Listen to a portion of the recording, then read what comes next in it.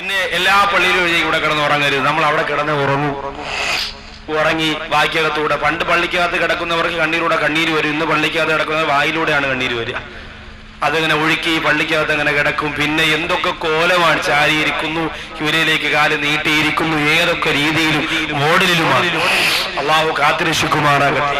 അതുകൊണ്ട് ഭയം ഖൗഫ് നമ്മുടെ മനസ്സിൽ നിന്ന് നഷ്ടപ്പെട്ടു പോയി, തിരിച്ചു കൊണ്ടുവരണം.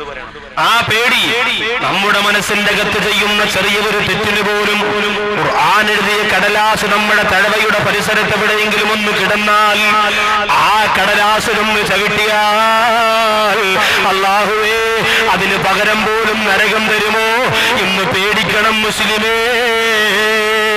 ഖിബ്ലയിലേക്ക് കാല് നീട്ടിക്കൊണ്ടിരിക്കുമ്പോൾ അതിന് പകരം പോലും അല്ലാഹു നരകം തരുമോ എന്ന് പേടിക്കണം. ബഹുമാനപ്പെട്ട തഴവപ്പള്ളിയുടെ പരിശുദ്ധമായ മുറ്റത്ത് ഈ രാജ്യം മുഴുവനും ഈ നാട് മുഴുവനും നിന്റെ നാട് മുഴുവനും ഇൽമ കൊണ്ട് അനുഗ്രഹിക്കണേ തമ്പുരാനെ എന്ന് ദുആ ചെയ്തുകൊണ്ട് കിടന്നിറങ്ങുന്ന രാജകുമാരനെ ഓർമ്മയില്ലേ? ആ ബഹുമാനപ്പെട്ട ഗുരുനാഥന്റെ ഗുരുവര്യന്റെ ഖബറിടം അല്ലാഹു വിശാലമാക്കി കൊടുക്കട്ടെ. ഖിബ്ലയ്ക്ക് നേരെ നീട്ടിടല്ലേ കാല്, ഖുർആന്റെ നേരെയും നല്ല ദല്ലി ഹാല്. ഖിബ്ലയുടെ നേരെ കാല് നീട്ടല്ലോ, ഖുർആന്റെ നേരെ കാല് നീട്ടല്ലോ. എത്ര മര്യാദയുള്ള വാക്കുകൾ കൊണ്ട് അദബ് പഠിപ്പിച്ചിരുന്ന ലോകത്ത് ഒരുപാട് സരളമായ ശൈലിയോട് തഴവ ഉസ്താദ് പറഞ്ഞു തന്നില്ലേ എന്റെ പ്രിയപ്പെട്ട മുഅ്മിനേ? അതുകൊണ്ട് ചെയ്തു പോകുന്ന ചെറിയ തെറ്റിന് പോലും അല്ലാഹുവിന്റെ അടുത്തുനിന്ന് നരകത്തിന്റെ അതാപരങ്ങുമെന്നുള്ള ഭയം നിന്റെ മനസ്സിൽ വേണേ. അല്ലാഹു ആ ഭയം നമുക്ക് തരട്ടെ. ആ ഭയമുള്ളത് കൊണ്ടാണ് റാബിയത്തുൽ അറബിയ ഖുർആൻ കൊണ്ട് മാത്രം സംസാരിച്ചത്. ആ ഭയമുള്ളത് കൊണ്ടാണ് നഫീസത്തുൽ മിസ്രിയ റളിയല്ലാഹു തആല അൻഹാ ഖബറിന്റെ അകത്ത് മണ്ണുവാരി കയ്യിൽ വെച്ചുകൊണ്ട് നിലവിളിച്ചത്. ആ ഭയമുള്ളത് കൊണ്ടാണ് എത്രയോ സഹാബത്ത് നിസ്കാരത്തിൽ ബോധരഹിതരായി വീണുപോയത്. ആ ഭയമുള്ളത് കൊണ്ടാണ് പള്ളിക്കകത്ത് എന്റെ പ്രിയപ്പെട്ടവരെ തേങ്ങലും സങ്കടവും നെഞ്ചുടിപ്പുമായിട്ട് പഴയകാലത്തുള്ള ആരിഫ്യങ്ങൾ സമയം ചെലവഴിച്ചു പോയത്. നമുക്ക് ആ ഭയം തിരിച്ചു കൊണ്ടുവരണ്ടേ സഹോദരിമാരെ? അള്ളാഹിന് വേണ്ടി തലമറക്കുന്ന, അള്ളാഹിന് വേണ്ടി ശരീരം മറക്കുന്ന, അള്ളാഹിനെ പേടിച്ചുകൊണ്ട് ജീവിക്കുന്ന സമയങ്ങൾ നമ്മുടെ ജീവിതത്തിന് വേണ്ടി. ഇല്ലെങ്കിൽ ആ നരകമെന്ന് പറയുന്നത് പരലോകത്ത് മാത്രമല്ല, പിന്നെ നരകമാണോ സ്വർഗമാണോ എന്നറിയുന്നത് മഹ്ശറയിലല്ല, ഇവിടെ വെച്ചാണ് എന്റെ പ്രിയപ്പെട്ടവരെ. ഈ ദുനിയാവിൽ വെച്ച് തന്നെ ഇവിടുന്ന് മരണപ്പെടുമ്പോ തന്നെയാണ്, ഇവിടുന്ന് നാം എന്ന് മരണപ്പെടുന്നുവോ അന്ന് തന്നെ നരകമാണെങ്കിൽ അല്ലാഹു നമുക്ക് നരകം കാണിച്ചു തരുന്നതാണ്. സ്വർഗമാണെങ്കിൽ അല്ലാഹു നമുക്ക് സ്വർഗം കാണിച്ചു തരുന്നതാണ്. സ്വർഗം കണ്ടു മരിക്കാൻ വബ്ശിറൂ ബിൽ ജന്നത്തില്ലതീ കുന്തും തുഅദൂൻ. അല്ലാഹു നിങ്ങൾക്ക് വാഗ്ദാനം ചെയ്യപ്പെട്ടിരിക്കുന്ന സ്വർഗം കൊണ്ട് സന്തോഷിച്ചു കൊള്ളുക എന്ന് പറഞ്ഞ് റഹ്മത്തിന്റെ മാലാഖമാർ മരണത്തിന്റെ സമയത്ത് ഇറങ്ങി വരുന്ന മയ്യത്താക്കി അല്ലാഹു നമ്മെ മാറ്റട്ടെ. അങ്ങനെ മരിക്കാനുള്ള മഹാഭാഗ്യം നമ്മുടെ ഉസ്താദുമാരുടെ ബറക്കത്ത് കൊണ്ട് സൃഷ്ടാവാറ പടച്ചവൻ നമുക്ക് തരട്ടെ. ഒരാള് മരണപ്പെടാൻ സമയത്ത് അസ്രായിൽ മുമ്പ് വരുമ്പോ തന്നെ അവന് നരകമാണെങ്കിൽ നരകം കാണിച്ചു കൊടുക്കുമെന്നാണ്, സ്വർഗമാണെങ്കിൽ സ്വർഗം കാണിച്ചു കൊടുക്കും. അതുകൊണ്ടാണ് ചില ആൾക്കാരുടെ കണ്ണുങ്ങളുടെ പുറത്തേക്ക് തള്ളി കണ്ണുനീരൊഴുകി നെഞ്ചുടിപ്പോടെ പൊട്ടിക്കരഞ്ഞുകൊണ്ട് എത്രയോ പേര് നിലവിളിച്ചുകൊണ്ട് കെലിമ പറയാൻ പറ്റാതെ മരണപ്പെടുന്നുണ്ട്. സ്വർഗം കണ്ടവരാണെങ്കിലോ അവർക്കടുത്തിരുന്ന് മക്കളൊരാൾ ലാ ഇലാഹ ഇല്ലല്ലാഹ് എന്ന് പറഞ്ഞാൽ മതി. അത് കേട്ട ഉടനെ അവര് പറയുന്നു ലാ ഇലാഹ ഇല്ലല്ലാഹ്. അല്ലാത്തവർക്ക് പറയാൻ പറ്റൂല. അല്ലാഹു നമുക്ക് സ്വർഗം കണ്ടു മരിക്കാനുള്ള മഹാഭാഗ്യം തരട്ടെ. ആ സമയം മുതലാണ് നരകമാണെങ്കിൽ നരകവും സ്വർഗമാണെങ്കിൽ സ്വർഗവും നമുക്ക് തരുന്നതെങ്കിൽ എന്റെ സഹോദരങ്ങളെ, നിങ്ങൾ ആലോചിച്ചിട്ടുണ്ടോ? നിങ്ങൾ വിചാരിക്കും ഇപ്പോഴൊന്നും മരിക്കൂല, ഒരുപാട് നാള് കഴിയും ഉസ്താദ്, ഒരുപാട് ദിവസം കഴിയും ഉസ്താദ്, എന്നിട്ടോ മരിക്കൂളൂ എന്ന് ചിന്തിച്ചവര് എന്റെ കൂടെ വാതിലൊക്കെ വന്നുകൊണ്ടിരുന്ന ഒരു സഹോദരനാണ്. കഴിഞ്ഞ 7 ദിവസത്തിന് മുമ്പ് തട്ടത്തുമല, കിളിമാനൂർ തട്ടത്തുമല എന്ന് പറയുന്ന സ്ഥലത്ത് ഉമ്മാക്ക് ഗുളിക വാങ്ങാൻ വേണ്ടി 1 കിലോമീറ്റർ പോലും വീട്ടിൽ നിന്ന് മെഡിക്കൽ സ്റ്റോറിലേക്ക് പോകാറില്ല. ഗുളിക വാങ്ങാൻ വേണ്ടി 2 വീലറിലൂടെ യാത്ര ചെയ്തു പോകുമ്പോ സുബ്ഹാനല്ലാഹ് ആ ഉമ്മാക്ക് പിന്നെ ആ മോനെ കാണാൻ പറ്റിയത് എപ്പോഴെന്നറിയോ? തലകെട്ടിക്കീരി, നെഞ്ചി വെട്ടിക്കീരി, പോസ്റ്റ്മോർട്ടം ചെയ്ത് കുത്തിത്തച്ചുകൊണ്ട് ആ ഉമ്മാടെ മുറ്റത്ത്, വീടിന്റെ മുറ്റത്ത് കൊണ്ടുവന്ന് വെച്ചപ്പോ എന്റെ പൊന്നുമോനെ,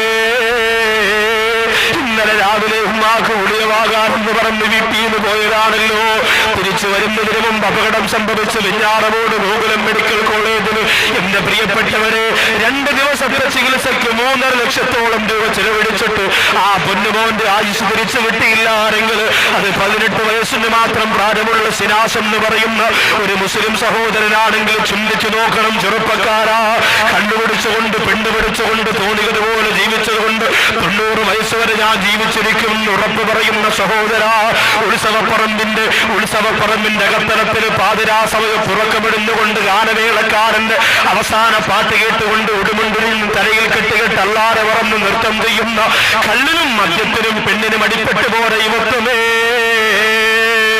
അടുത്ത സെക്കൻഡിൽ മരണം വന്ന മോനെ, നരകത്തിലേക്കല്ലോ നിന്ന് വലിച്ചടച്ചു കൊണ്ടുപോകുന്നത്.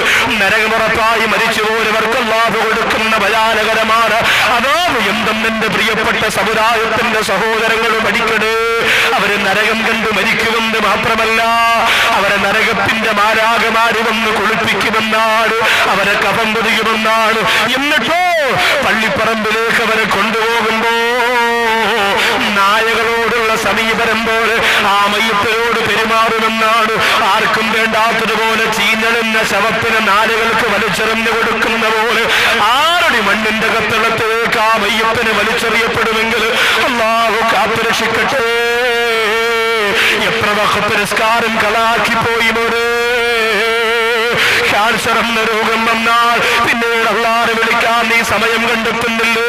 ട്യൂമർ വന്നാൽ, കിഡ്നി തകരാറ് വന്നാൽ അറിയാതെ ഇന്നലെ വരെ ഇല്ലാത്ത പടച്ചുറമ്പുരാന് 1 സെക്കൻഡ് കൊണ്ട് 1000 പ്രാവശ്യം വിളിച്ചു പോകുന്ന എന്റെ പ്രിയപ്പെട്ട ചെറുപ്പക്കാരാ, അനീബോ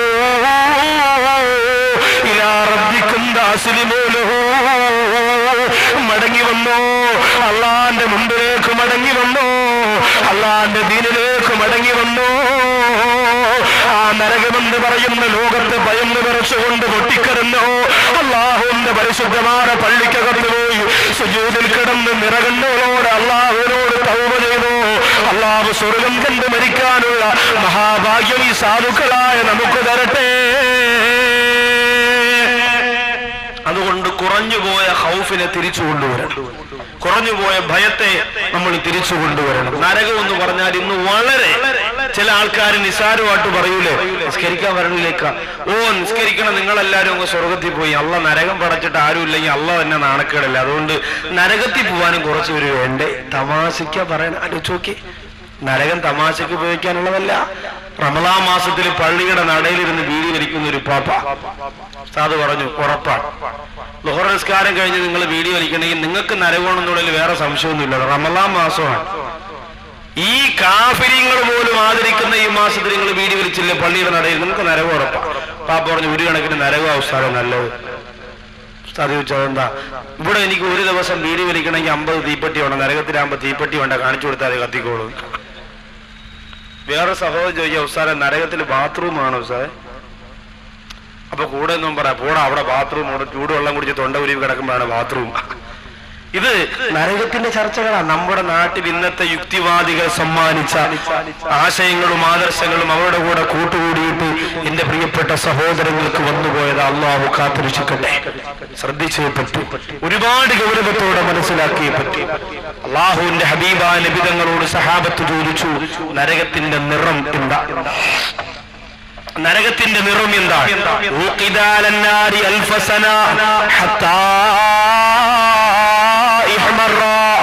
1000 കൊല്ലം നിറം, ആ നരകം ചുമന്ന നിറമായിരുന്നു. പിന്നെ രണ്ടാമത് 1000 കൊല്ലം കൂടി ആ നരകത്തെ കത്തിക്കപ്പെട്ടപ്പോൾ ആ നരകത്തിന് വെളുത്ത നിറമായി.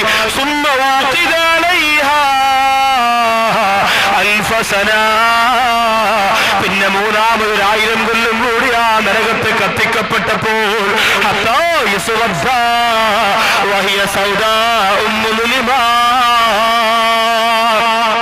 ആ നരകം കറുത്ത് കരിവാളിച്ചു പോയെന്നാണ്. നരകത്തിന് ഇന്നും കറുത്ത നിറമാണ്. തീ ഒരുപാട് കത്തുമ്പോൾ അതിന്റെ നിറം ചുമപ്പല്ല, വെളുപ്പല്ല, കറുപ്പാണ്. ഒരുപാട് തീ കത്തുമ്പോ പിന്നെ കറുത്ത നിറം മാത്രമേ നമുക്ക് കാണാൻ പറ്റൂ. അതാണ് നരകത്തിന്റെ നിറം. അല്ലാഹു എന്നെയും നിങ്ങളെയും ആ നരകത്തിന്റെ അദാബുകളിൽ നിന്ന് കാരുണ്യവാനായ പടച്ചതമ്പുരാൻ രക്ഷപ്പെടുത്തി അനുഗ്രഹിക്കുമാറാകട്ടെ.